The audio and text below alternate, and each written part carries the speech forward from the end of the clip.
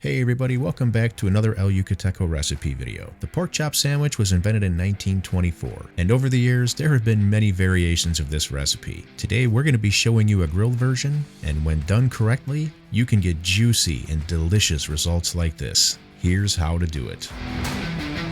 So to kick this recipe off, we're going to be making a homemade barbecue sauce featuring the El Yucateco Black Label Reserve. The roasted smoky flavor is the perfect complement to a homemade barbecue sauce. We'll start with a base of 2 cups of your favorite ketchup. Now 1/2 cup of apple cider vinegar, 1/4 cup Worcestershire sauce, 1/4 cup brown sugar, and of course the El Yucateco Black Label Reserve. You can add anywhere from 1 to 1.5 ounces of this. This is going to add a nice smoky roasted flavor with a little kick. Give that a good stir and go ahead and get it on your stove at low to medium heat for about 15 to 20 minutes. You just want everything to dissolve, all these flavors to come together, and for it to reduce just a little bit.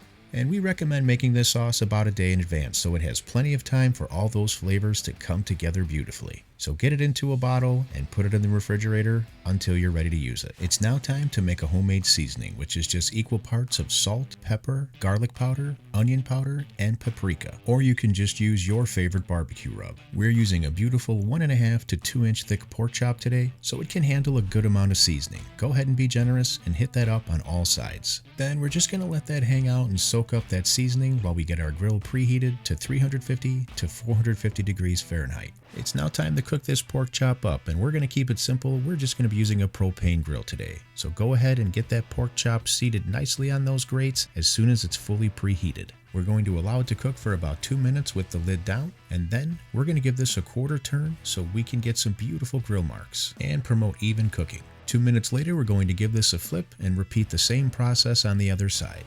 Now, while you're admiring these gorgeous grill marks, you've got plenty of time to hit that follow button and make sure you have your notifications set to all so you can stay up to date on all the content we release. We want to remove this pork chop between 138 and 140 degrees Fahrenheit in the deepest, coolest part of the center. So make sure you get your bun a quick toast as you work your way to that temperature. Because we're cooking at higher temperatures, this pork chop will continue to cook even when it's removed from the cooker. Just a short rest will allow it to hit our final finishing temperature of 145 degrees Fahrenheit. Now this is ready to go, and it's time to build our sandwich. Start by serving the pork chop directly onto the bottom bun. We're going to top that with some El Yucateco infused red pickled onion. If you'd like more information on that recipe, it's in our video library. Check it out. It is now time for that beautiful, silky, and delicious barbecue sauce. So just let that flow generously, and remember, the messier, the better. Just wear a bib. You can thank me later. Now time for the crown. Boom.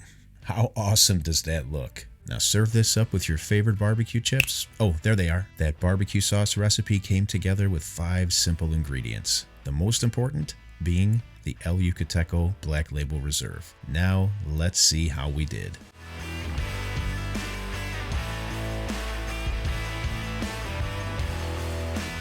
Now that is perfectly cooked.